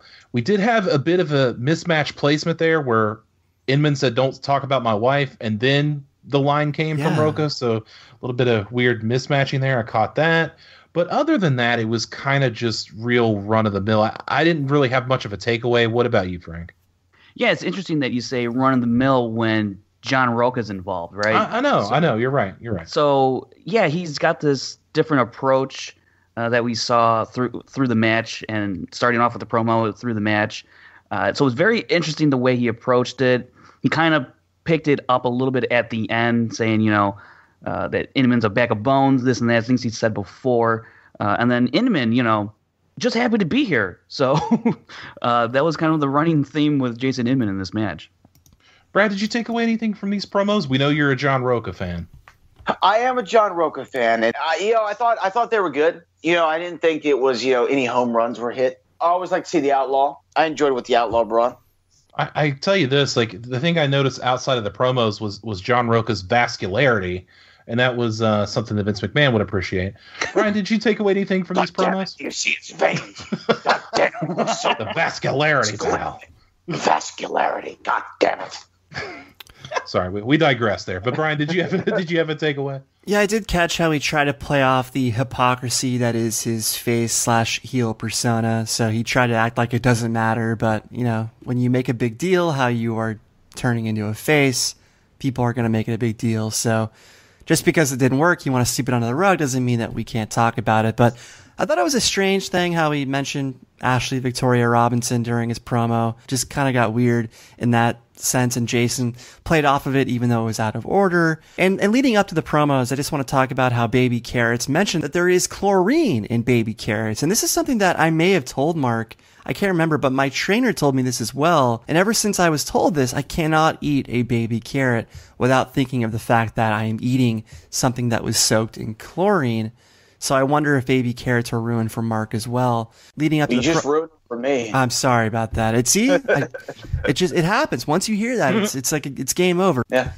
But I just want to mention, because I've talked about it way too much, the belt glare was the best it's ever been. So hopefully Harloff angled it just right and has been testing that with 3 of his best men to make sure that it's perfect, because it was. And Christian again reminded us that the tournament would be a quick way to get rid of Roca's collision stipulation of having to win 3 in a row. How convenient. And coming out of the promos, I couldn't believe they brought up the fact that Roca was blowing up bathrooms right before the match. That was a little extreme, and something that I'm sure Roca did not like having said out in the open. But Jason Inman's Wonder Woman jacket. There was a great line that I believe Ellis said. Hopefully he's the latest in a long line of women to reject John Roca. It's a great line in response to Jason Inman's Wonder Woman jacket. And then Roca came out to Kid Rock, which I believe is fitting. And I just want to congratulate John Roca on having the worst entrance music in Schmoedown history. Perhaps he wanted another quick and easy record as part of the all the record shtick. I don't know. Well, you know what? To bring up the music, we were talking about a certain wrestling figure off air by the name of The Undertaker, and he once too did come out to Kid Rock's American Badass. So I think there is some there's a precedence here for Kid Rock's entrance music. I'm just throwing that out there. The Undertaker can pull off certain things that JSR cannot. I'm just going to go out on a limb and say that. But he did have a Coors Light instead of a Red Bull, so he was trading up his liquids during the match, which is wise if you know the side effects of Red Bull. Turner, I presume you were not rocking out to Kid Rock before the match? I am a closet Kid Rock fan, but anyway, I thought it was strange. It's okay. There's more than one of us here. Hey, I thought Roca's entrance was kind of weird. Like, I thought he was. You remember that scene in Billy Madison where he graduates and everybody's like doing the musical dance along? Like, he was so smiley and happy and jumping. I was like, what in the world? Like, I felt like he was in a musical. Like, I felt like everybody else was on the same planet and Roca was somewhere else. I don't know. I didn't expect to see that. I expected, just by his promos and his demeanor, that he was just going to come out and sit down, like to pull a Merle, just come out and sit down. So it was I won't say out of character, because I think we've seen this from him before, but it just seemed out of nowhere, I guess. I think I know what he's doing here, and he's playing quiet, so to speak. And then if he gets to the final, he's going to unleash the Outlaw once again. And if he loses, he's going to turn it back to the Outlaw. So I think that's probably what he's trying to set up here. If I'm just theorizing. Well, that's fine. I would actually love to see that. But I do want to say that the last couple times JSR has come out, he's done that thing where he's pointed to the 2 horsemen on his shirt and acting like they don't need the other 2. So he keeps doing that where he walks up the camera, points to his shirt. But I got to stand corrected. I expected him to pull out the Man in Black to start this tournament, given how the team tournament went against him. I thought for sure he would bust it out, but he continues to go with the Life Preserver and Bose headphones look, so we'll see how long that lasts, which probably isn't much longer. Well, let's get into round 1, where it was Roca getting 7 of 8 for 7 points, Inman 6 of 8 for 6 points, so it's pretty close here early on. Roca did miss one of the questions to not get the full 8 for the bonus question. Frank, what'd you think here, round 1? Yeah, Roca returned into form here, just missing the perfect round. He's done this now 3 straight matches in a row in regards to the singles tournament, where he's gotten 7 out of the 8 correct.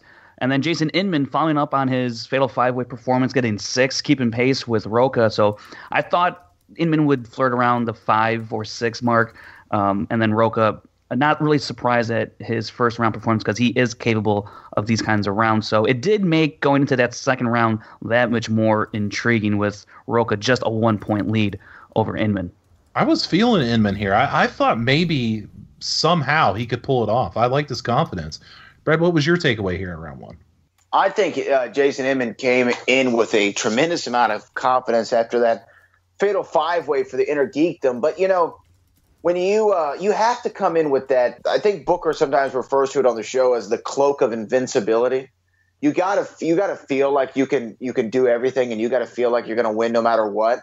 And I think Inman is maybe just in the first round, maybe second round, had that cloak of invincibility, even against former champion John Roca. But John Roca does what he does, man. This is why I'm a fan of the Outlaw. 7 for 8. You can't really ask for much better than that. That's a strong, strong first round from the Outlaw. And the Coors Light was an interesting choice. I'm not so sure that I was a big fan of that. I'm not a beer drinker myself. I'm not an alcohol ingester at all. But coming from Texas, you're wearing a cowboy hat. You got to come out with Budweiser. You got to do it. That's what you have to do. But all in all, good first round. Kid Rock, Coors Light. Oh man, what's going on here? Round 1. What was your take, Brian? Well, it's a solid round for both players. The questions were easier than most round 1, so I'm not impressed with either performance or the fact that there was a near perfect round. It's still unacceptable how Injustice Inman couldn't land Mark Rylance, ensuring a tie into round 2. Mm-hmm. Who won an Academy Award for playing accused spy Rudolph Abel in Bridge of Spies? That one gave them both some pause. They thought about it. Yeah, their pens ain't so cocky now. Huh? All right, take it easy. And 5, 4, 3, 2, 1. Pens down, John Roca. Mark Rylance. That's correct. Inman. He's also in Dunkirk. He is, but that does not count. All right, here we go. Next. Especially when the Mark Rylance question was a recycled question. So I'm starting to sense that Inman may not be the biggest Oscar viewer, because if you watch the 2016 Oscars, you would know Mark Rylance. It's kind of unforgettable. But yeah, overall, easy questions in this round. I'm not surprised that it was this close at 7-6. Yeah, I was surprised by the Mark Rylance answer as well, because he was in Dunkirk, BFG. Yeah. He's in the upcoming Ready Player One. Mark Rylance has had a renaissance, if you will. So he stole the Oscar from Sly, I think, as was pointed out. But I think that's why everyone remembers this guy's name, is because we were all sitting there waiting for whomever was presenting the award to say Sylvester Stallone, and everyone collectively said, "Who the hell is Mark Rylance?" Exactly. Well, let's get to round 2, where Roca deferred to Inman. He spun Spielberg, stuck with it, went 3 of 4, got 4 points, no steals from Roca. So at the end of Jason's turn, it is 10-7, Inman with a lead. Frank, what'd you think here? Yeah, this is actually no surprise that Roca deferred. I know there's been this whole thing of all these players deferring. It's the new trend in the league, if you will. But Roca's actually done this every time he's had a match or had a lead going into the second round. So he's not really following the trend. He's just staying true to his strategy. Jason Inman getting Spielberg, thought it was an interesting choice because, like we talked before in the previous match with Scorsese and Spielberg, they have vast filmographies. So for him to stick with Spielberg was a very interesting choice. Getting 4 points here against a guy like John Roca, you'd need to probably hit around that 6-point mark, which would have helped him tremendously going into that final round, obviously. So, it was to get half the points available to you in this round during your turn, not the greatest when you're going up against a guy like John Roca. Well, Brad, I believe you alluded to it earlier. Steven Spielberg here in this category, 10-7 Inman. What'd you think? I think, like I said, whenever you get Steven Spielberg, we think, oh, okay, every question is going to be about Raiders of the Lost Ark, Jurassic Park, Jaws, E.T. The movies that we think of, that come straight off the top of the head. And obviously, that's not what he got at all. I literally discovered there was a Steven Spielberg film that I had no idea about, War Horse. I've honestly never heard of this, had no idea. When they said Benedict Cumberbatch and Tom Hiddleston, I was like, where in the hell did this happen? This isn't a real movie. And so that's the risk you run when you do Steven Spielberg. There's so many of those little films that you're just not thinking about that's going to be asked. And I think that was Inman's downfall. Even though, inner geekdom, I understand. Like, he thought, okay, Spielberg might be in my wheelhouse. I would have just gone for the second spin. And I think he might have landed on a category which was just a little bit stronger than what he got. Yeah, Spielberg, I mean, The Color Purple, Schindler's List, these don't readily come to mind when you think of Steven Spielberg. Your comment there has credence because this is not what we normally think of. Like you said, we think of E.T., Jurassic Park, those things. So, Brian, what did you think here? No, I'll one up you. You don't think of 1941. Some people think of Empire of the Sun. You don't think of Amistad. There are lots of films in his filmography that would catch people off guard. I mean, there are a lot of lesser known cuts in his resume. But I would like to see some stats on whether Roca has deferred or not, because it seems like everybody is jumping on board the above the line action defer bandwagon. Oh, I went back and looked at Roca, and every time he's had a lead, every single time. He's deferred. What about in teams? Do they follow the same thing in teams, or because it seems like they always spin first in teams?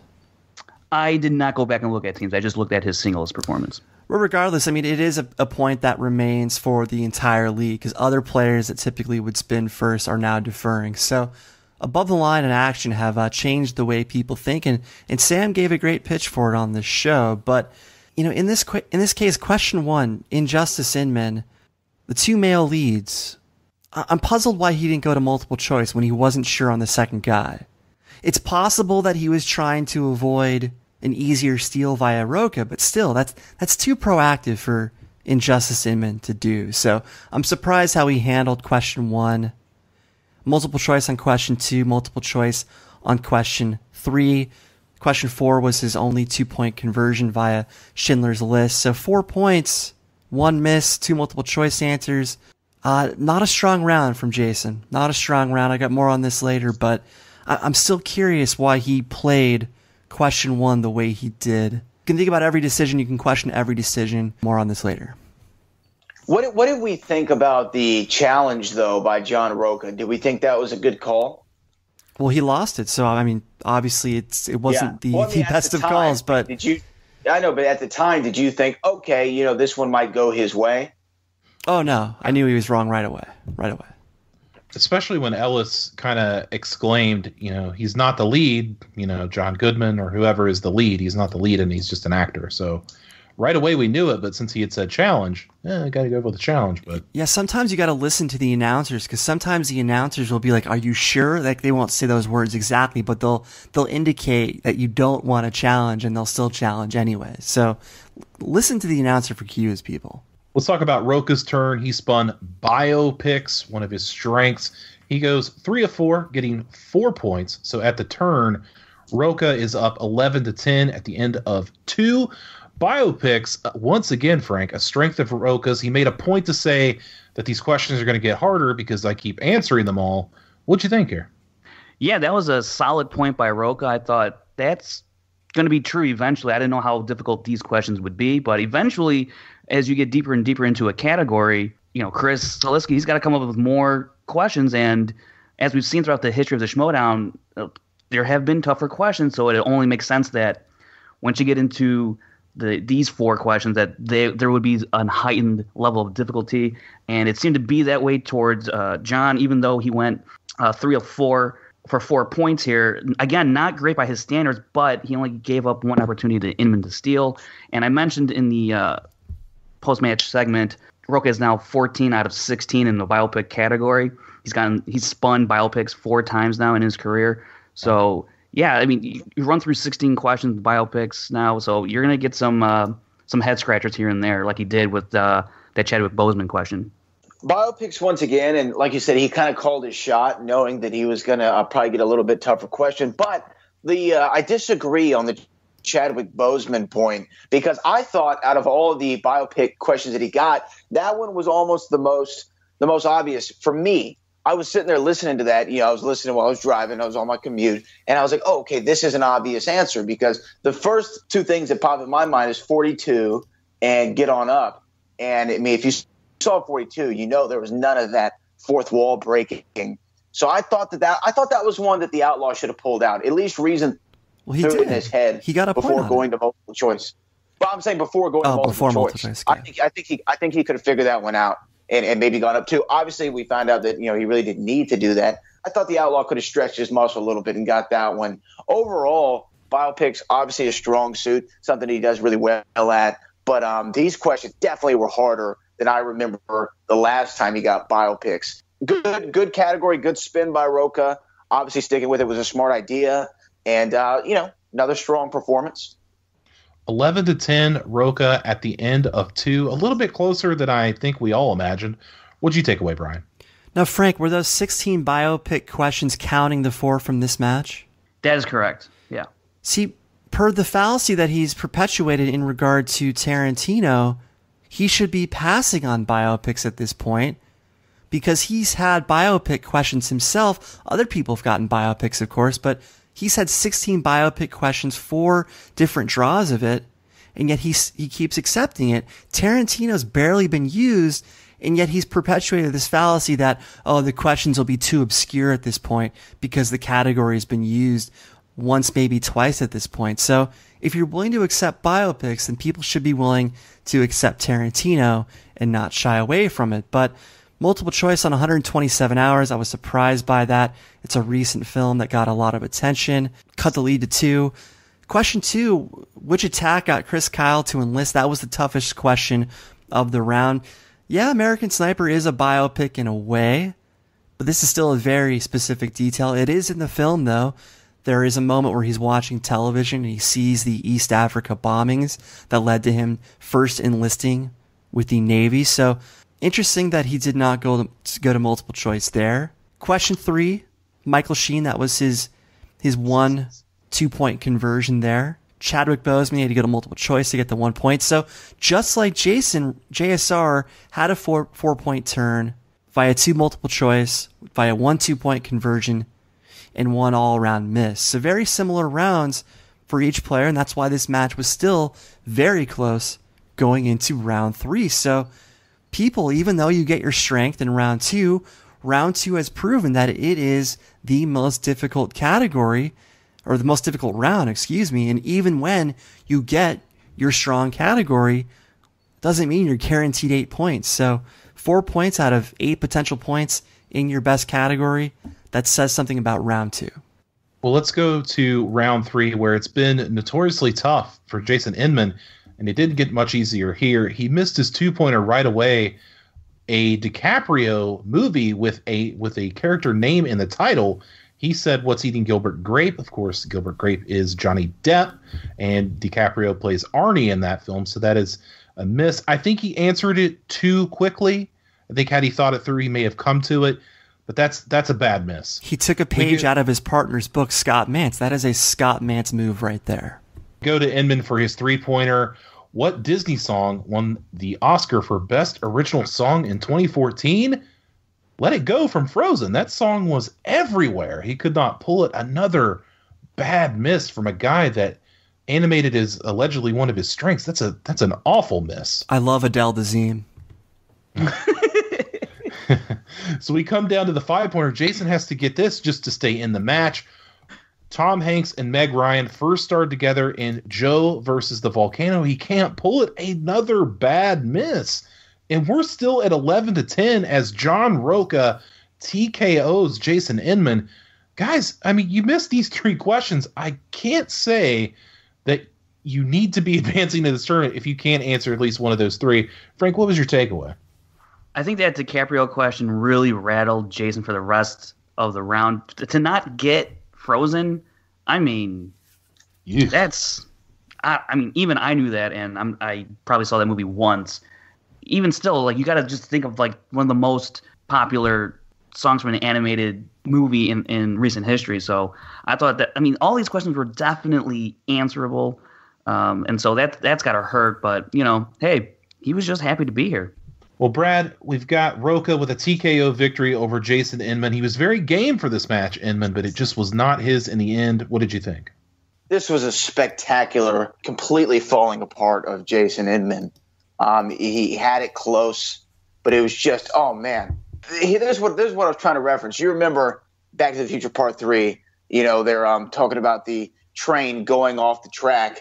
And, you know, Doc says it's going to be a spectacular crash, but no one's going to be around to see it. Well, I guess now in 2017, we finally got to see it with Jason Inman because, I mean, it was a phenomenal, just, oh my gosh. And, you know, that first question, I mean, before they even read the answers he could have chosen, those are the things is people don't realize when they give you those questions where you can have multiple correct answers, you definitely should take your time and not just throw something out there. I mean, whenever they asked the question, the first thing that popped in my mind was J. Edgar, and then Great Gatsby was the next one. And I think there was another one that he could have gone with. Romeo and Juliet. Romeo and Juliet, obviously, yeah. So there were a lot of options, ones that stick out like a sore thumb that he could have gone with. And then the second question, the Let It Go. I mean, come on. If nothing else, you remember it for the John Travolta botch that was referenced a second ago. I mean, it's just one of those things that stick with you. Like Mark Rylance, this goes back to maybe he's not an Oscar guy because he's not picking out these easy Oscar ones that I think just a casual viewer of the Oscars might pick up on. And that was another one. And then just, you know, the third question, boom, he's out of there. But surprisingly enough, John Roca said he wouldn't have gotten Let It Go either. He said, oh, I would have never known that. And that was just another one. It's just like it was a song that was everywhere. I mean, everywhere. You couldn't get away from it. It's still referenced to this day. So just a spectacular crash by Jason Inman.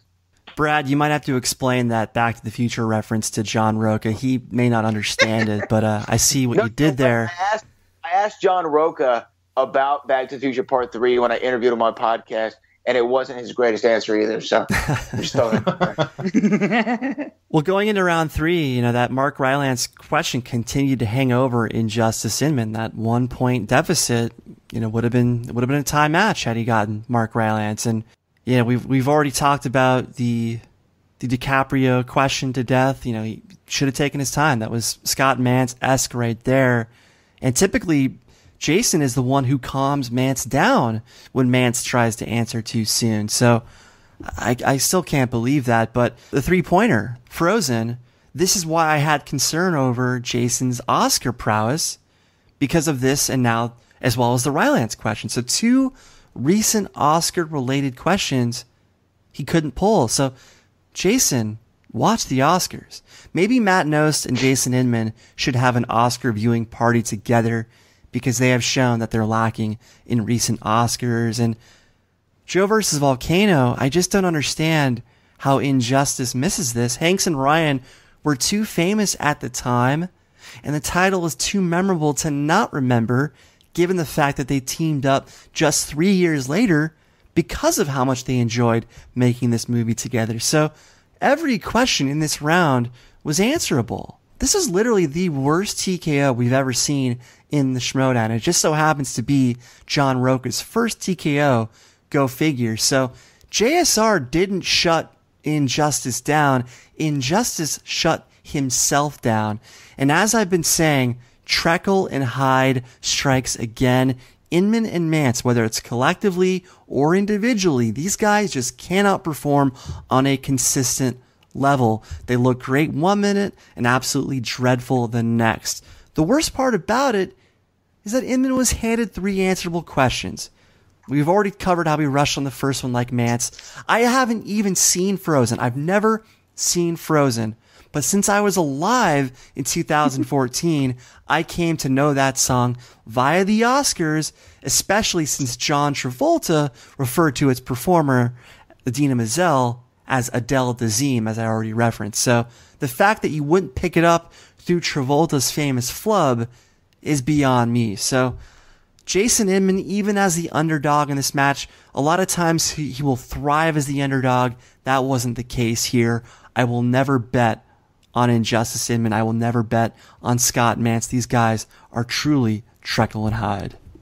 Let's talk about the post-match interviews. We had Roca talking to Jen, and apparently Roca keeps videos of Sam Levine on his phone. to wake himself up in the morning. I don't want to get into that. Did you guys know that you can set videos as your alarm clock? I didn't know that. What phone does he have? I don't know. That's very weird. Very weird thing to wake up to Sam Levine's voice. Frank, what do you have as a takeaway here? Do you have Sam Levine videos on your phone that you wake up to? Oh yeah, all the time. Okay, No. I thought so. I thought it was a classic outlaw thing that he pulled with this Levine video on his phone. That's the kind of thing that he uses to motivate himself. So there are these hints of the outlaw peeking through here while he's trying to keep this somewhat calm demeanor, if you will. So I like that we're getting little hints of the outlaw, because I really do think, the outlaw is going to come busting through like the Kool-Aid Man. So it's gonna be interesting when it does happen. So I actually really did like his post-match interview here. Jen did a great job going back and forth with John. So it was a lot of fun to watch this one. He's gonna bust through that bathroom he blew up earlier. Oh no! Oh yeah! All right, Brad, what did you take away here? Do you have videos of Sam Levine on your phone? Just out of curiosity. I don't have any Sam Levine videos right now. I'm looking to change that in the near future. But as far as the interview goes, John Roca is John Roca. He's the outlaw. To me, he is my pick officially to win the whole thing. And I think that this was a nice tune-up match. John Roca, when he meets Sam Levine in the next round, man, it's gonna be another easy victory for the outlaw. Ooh, wow, hot take. Brian Davids, what do you think of Roca's interview here? Well, first off, hashtag Jen at the wall. Jen was the star of this post-match once again. And Roca started off by saying that he wanted the Beast. And yeah, he'll entertain Sam Levine, but he did say up top that he would have preferred to face the Beast, given how that rivalry has been shoved down our throats for a long, long time. But, I get that he's trying to create bulletin board material thanks to Sam. It's just weird that he chose to create it via something on his phone that is not technically possible. You cannot set a video as your alarm clock. Regardless, I thought it was strange how he went into this rant about Sam's beard and how he's using goat hair for his beard. Very strange. And then he talked about the pressure to be a two-time champion, and he pressures himself to be one in order to be a bigger factor on Mount Schmoedown. I've renamed Mount Rushmore to Mount Schmoedown. It just makes more sense at this point. So I love how he's so concerned with his presence and status on Mount Schmoedown. Merle and Riley, they didn't concern themselves with their Mount Schmoedown status. They just played the game. They just won the game. So I don't know why he keeps bringing up his Mount Schmoedown status. It's just a weird thing to focus in. Just focus on the actual game. Let all the other stuff be decided by the fans, because that's ultimately who decides such things, not him. So, weird interview all the way around. I wouldn't say we're getting hints of the outlaw. I would say that we've seen the outlaw this entire time. It's just being packaged in a different costume. He's still the same guy. That's what he said in the promo. He said, I'm not a face, I'm not a heel, whatever. He tried to dismiss the fact that people are so hung up on his persona these days, and yet he's now trying to make a different point of it in the post interview. So he's all over the place. On the Jason Inman side, not much here. He did announce himself for Inner Geekdom competition. He kind of called out Christian for maybe holding him back a little. Maybe there's a little something there from their previous matchup. Wait, doesn't he have a match scheduled with Fife in Inner Geekdom? I thought that was a singles match. He does. That is a qualifier to get into a match where the winner would take on Hector Navarro at Spectacular. But Inman, he was throwing some shots at Christian, though, saying that he wouldn't let him in the inaugural Inner Geekdom. It's kind of weird how scheduling conflicts keep happening. So taking some shots at the commish seems to be a popular thing. Frank, did you take anything away here? Yeah, a little weird that he went after the commissioner like that. Jason Inman, while he's good at the Inner Geekdom, hasn't quite proven himself in terms of what he's advertised, if you ask me. So it was interesting that he's turning it around on Christian. So, but I like that little spin that he's doing, because you don't really expect that out of him or see that from him. So it was interesting that he went that route. Christian, the constant pin cushion. Brad, did you take anything away from Inman's side of the interview here? Everyone likes to take shots at the commissioner, I'm sure. It's something that he has to deal with on a daily basis. I think that he needs to remain Inner Geekdom League. I don't think that the general movie trivia is something that he's going to excel at in singles. So I think this matchup you said he's got with Emma Fyffe, start prepping for that. Do your research. No Oscar movies going to be over there, so you don't have to worry about it. And I think that's his realm. And obviously Star Trek is a big attribute of his. So I think the Inner Geekdom League, the Inner Geekdom title should be what Inman has his eyes set on. And I think he kind of makes reference to that in this interview. And I think that's the best place for him. First off, when you have an embarrassing loss like this, you cannot call anyone out, especially the commissioner, when he's already got an Inner Geekdom match scheduled for you via Emma Fyffe. So you cannot call people out when you just had such an epic failure in round 3. But Inman said, prior to this match with JSR that if he lost, he would end up walking JSR out in all his future matches in the tournament. And then I love how Inman kind of walked that back by saying, if I'm available, I will drive out to Burbank just to walk you out. So, I don't know why he's costing himself a drive to Burbank at this point when who knows if his schedule will align with the Levine-Roca match. But I again have to correct Jason here. Roca did not shut him down. Injustice Inman shut himself down. That was a complete collapse on his own accord in round 3. And again, you can't challenge Hector when you've just lost like this. You've got Emma Fyffe, beat Emma Fyffe, then call out Christian that you deserve Navarro as quickly as possible. And I love the moment between Jason and Jen. Can you validate my parking? She instantly responds, I don't have that kind of authority here. So Jen Sturger was the star of these post-match interviews. And guys, I just want to say, as we wrap up, my favorite part of this tournament, as compared to teams, was that they opted not to have anyone crash interviews. Because as I've harped on a lot, when they crash, they telegraph the matchups that we're about to see later in the tournament. So I'm glad they learned from their mistakes in teams, since the audience is way too savvy these days. Yes, Jay Washington crashed a match, but that was different. That was in order to get Rachel on the side of the Misfits or into the Misfits stable. So I like that we did not have anything telegraphed ahead of round 2. So good job, everybody involved. And that's going to do it for our recaps for this week. Brad Gilmore joined us today from Heated Conversations. Man, thank you so much for joining us. I can't express to you how thrilled we were to have you with us today. Hey, guys, thanks for the invite. Thanks for letting me come on. Had a lot of fun. I don't get to talk a lot of Schmoedown here in H-Town, Texas, so it was nice to be able to mix it up with you guys. You're welcome anytime to come back, man. We'd love to have you back. But for maybe the people that didn't catch the first part, tell us where you can be found. Where can they find Heated Conversations? Can they find your podcast? Where can they find you? Yeah, everything is pretty simple. At Brad Gilmore. That's on Twitter, Facebook, Instagram, all that stuff. Heated Conversation on iTunes, Brad Gilmore Show on iTunes. And I forgot to plug this one earlier, as referenced a couple of times. I actually host a Back to the Future podcast. We just dropped season 4.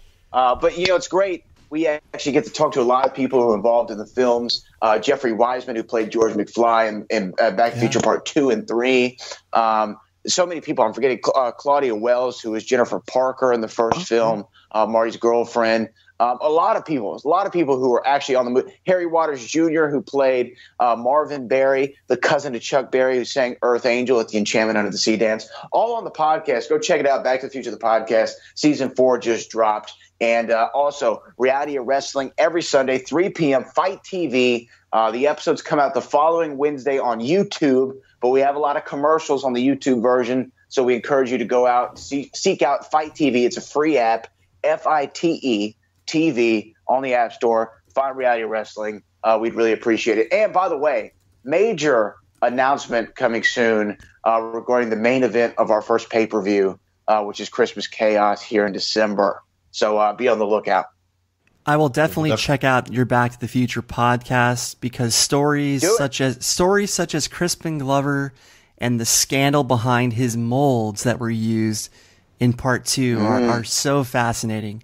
So I will definitely check out the... Get in. Yes, there's 2 of them. Check out the first one. We go into that in detail. Thanks a lot, Brad. Hey, thank you guys. Thanks, Brad. Hi, I'm Aaron Turner. You may know me as the host of this fine program, the Schmoedown Rundown. Perhaps you know me from my small cameo in the McG film, We Are Marshall. Either way, I'm glad that you're here and I'm glad that you're listening. I want to tell you about the SK Plus YouTube channel as well as the Schmoes Know iTunes feed. If you're listening or watching via the SK Plus YouTube channel, please give our video a thumbs up and leave us a comment in the section below. Tell us what you thought of the episode. We'd love to hear it. And of course, subscribe to the SK Plus YouTube channel. That way you're up to date on all the newest episodes of all the shows we have. Special welcome to our good friends Ace and RB3 with their new show, The Meaning of. Definitely check it out. Those guys are fantastic. If you're listening via iTunes on the Schmoes Know iTunes feed, please rate and review the feed itself. Give us a good rating. That way we can move up the charts and more people can find this great content. We certainly appreciate your support. And of course, for more Rundown news, follow at SD Rundown and at SD Rundown Stats on Twitter. And now, back to our scheduled program. All right, guys, we're back from break, and we're going to give you our bracket updates to tell you where we are in terms of predictions for this tournament that has been all over the place. I'll start with myself. The left side of the bracket for me was very rough. I missed 3 of 4. I only got Roca correct as winning, so that puts me at 4-4 overall. So basically, I'm 500. It's not good at all. So, Frank, how are you looking right now? Looking pretty good, although Clark Wolf's defeat really messed up my bracket because she was in my final against San Levine. But first round, I went 6-2, so I got the Brienne and Clark. I got that match wrong, and I got the Stacy Howard Ellis match wrong. So, not too bad. Well, Frank, I'm 4-4, so I'm just average, and 6-2, you're doing way better than I am. Brian, how about you, man? How are you faring? What was that line about Kurt Hennig in the Schmoedown app again? What was that line? Haven't seen anything this perfect since Kurt Hennig. They might have to change that line to Brian Davids, but after going 6-2 in round 1 of the team bracket, as well as picking above the line to win with McQueenie being the MVP of the tourney, MVP-nie, I've somehow outdone myself with an 8-0 start to the singles tournament bracket. I'm not going to revel in it too much, even though I've already done that, because the odds of perfection are really non-existent once round 2 starts. But based on our bracketology episode, I'm glad that my rationale played out for the most part. I mean, we watch this game so closely, we've covered it for so long that it's nice to know that this insight that I've developed does play out from time to time. And Aaron, because of time constraints, you got kind of frustrated with me for giving my explanations for each pick, but to me, the why of it all is far more important and interesting than the who of it all when it comes to bracketology. And again, we've covered hundreds of matches in such detail, so I can't help but identify commonalities between past and present matches that help inform my picks. Additionally, there were a couple factors that helped my singles bracket versus my teams bracket. For starters, Christian changed up the approach to seeding. He was going for more rivalries and civil wars than matchups that follow ranks, performance, etc. Furthermore, unlike the teams bracket, we knew all of these players quite well, having watched some of them for several years. The teams bracket had so many unknown commodities that we've never seen before, so it was hard to make picks when you've never seen Heroes 2.0 or Blofeld's Cat or the Wild Berries or Above the Line, etc. So by picking Chandler over Wolf, I wasn't trying to be cute. I was simply going with a pick that I made months prior because of circumstances that reminded me of other scenarios where players stopped caring only to start winning. Plus, Clark had all of the expectations and pressure placed on her, while Brienne got to fly under the radar. I also knew that Clark takes her losses rather hard, a point that Jen Sturger also made on Inside Schmoedown. Thus, her team-turning loss was bound to impact her singles performance. And the moment I saw Clark pop up on the screen in her Wolves of Steel t-shirt, I knew she'd be defeated. She looked defeated. So Chandler got to face Wolf at the right time as Clark was reeling from her team's loss, while Chandler herself was indifferent about everything despite months of preparation. But given all the work that she's done, as well as Stacy, I wasn't surprised at all when they both knocked off their round 1 opponents. In Stacy's case, Ellis virtually checked out of the Schmoedown ever since his loss to Dan Murrell at last year's Spectacular. I know he came back to play Clark, but I think he knows that his best chance to win a title has already passed. So once Christian loses next, I think Ellis will follow his lead by retiring from league play. It'll probably happen regardless of what happens to Christian at Spectacular. Roca over Inman was a no-brainer. Snyder over Nose was a no-brainer. Kalinowski over Makuga was a no-brainer. Cushing and Draco, that gave me some pause, but Rachel was my pick to win it all since she has all the attributes that the league needs right now. JTE and McQueenie was also an easy pick for me because I had just enjoyed great success via McQueenie in teams. How could I expect him to do it again in singles when I knew the fan base would jump on board the bandwagon I started? JTE got to be the underdog while all the expectations were placed on Drew, and that's when JTE thrives. This is also why I picked Sam Levine, because everybody was picking Drew post the team tournament. Thus, it'd be fitting for his partner to have a more successful singles tourney run, especially when you factor all of the free-for-all karma that Christian gave Sam. And at the time, the Beast was still saddled with pie-in-the-sky expectations that would allow Sam to also fly under the radar to victory. So my rationale just happened to line up this time around on top of an easier bracket in terms of familiar competition and less emphasis on traditional seeding.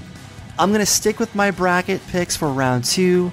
Levine tops JSR, Cushing crushes Howard, Kalinowski torments Chandler, and Snyder edges out JTE. And to be clear, I didn't submit my bracket into the official contest because I didn't want to take away the opportunity from a fan in, say, Sheboygan, Michigan, especially when I can drive up there anytime for a similar experience. Furthermore, because I'm a member of the Rundown, I didn't want any controversy in case I did well, because I knew I would do well, because I've covered this game as closely as anyone for its entire existence. So 8-0 is cool and all, but it's not going to last much longer. When you're 8-0, I can't get mad at you for that. Thanks. You're welcome. For the next round of matches, predictions-wise, I actually have the same thing that you have, Brian. I have Kalinowski over Chandler, Snyder over JTE, Levine over Roca, and Cushing over Howard. That's not how my bracket saw it, but that's how I'm going to pick it from now on. What about you, Frank? Yeah, I got JTE over Snyder. I have I'm taking Brienne over Kalinowski. Okay. And I have Rachel over Stacy. And my heart says Roca, but my brain says Levine will win over Roca. An inglorious victory. Yeah, I wouldn't be surprised to see JTE top Snyder. I mean, Snyder's having a difficult time right now. Our condolences go out to friend of the show, Jeff Snyder. He posted about his recent loss in the family. Given the timing of this match, I'm sure his head really wasn't in it, so I wouldn't be surprised if JTE beats Snyder. But I'm still sticking to my pick of Snyder over JTE. That's not important. Our thoughts and prayers are with Jeff. Our condolences once again. All right, guys, we're going to close out the show with the last segment we like to do every single week. It is Who Won the Week? Who do we think? I'll take it first. How could it be anyone else in my mind but Stacy Howard? Knocking out the previous Ultimate Schmoedown champion? Check. Cosplaying as Jack freaking Burton from one of my favorite movies, Big Trouble in Little China? Check. Stacy Howard has arrived to the Schmoedown. I cannot wait to see what she's got going on going forward. Who won the week for you, Frank? Well, I didn't pick an individual because I didn't really think any individual performance was that great this week. So what I did was I ended up picking the entrance of Stacy Howard and Mark Ellis. That's what won the week for me. It was a collaborative effort. It was very entertaining, and that's who I thought won the week. I cannot be mad at you for that. Brian, who do you think won the week, man? I always enjoy creative choices when it comes to who or what won the week. But in this case, it has to be Stacy Howard. She pulled off one of the most historic upsets ever, giving baby Carrots big trouble in sudden death while dressed as Jack Burton. Jen Sturger was a close runner-up given the fabulous sideline reporting as well as her inside Schmoedown performance, but the check is in the mail to sassy Stacy Howard. All right, guys, that's going to do it for this episode of the Schmoedown Rundown. Thank you so very much for listening. Thanks once again to Brad Gilmore, our guest, one half of Heated Conversations on Sports Radio 610 in Houston, Texas. Catch it every Saturday. Frank Janisch, where can you be found, man? Find me on Twitter, Instagram at FrankieJ29, and be sure to check out schmoesnow.com for all your Schmoedown record needs between singles and teams. And don't forget to hashtag it StatSack. You got it. Also, Brian Davids, man, where can you be found?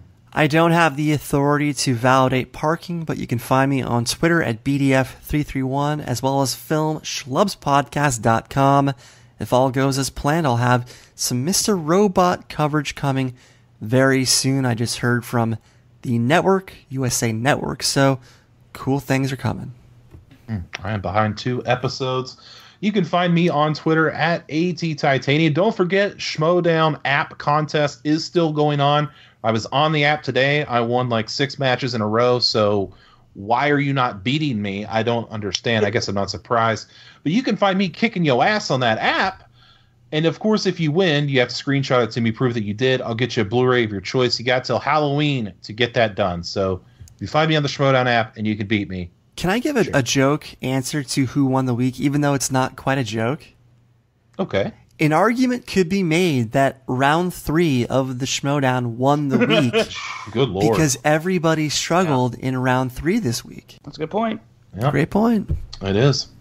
Oh, okay. And that's going to do it. We'll see you guys next week. Goodbye. I like it. I like it. I don't like making it awkward. I like that. Yeah, that's great.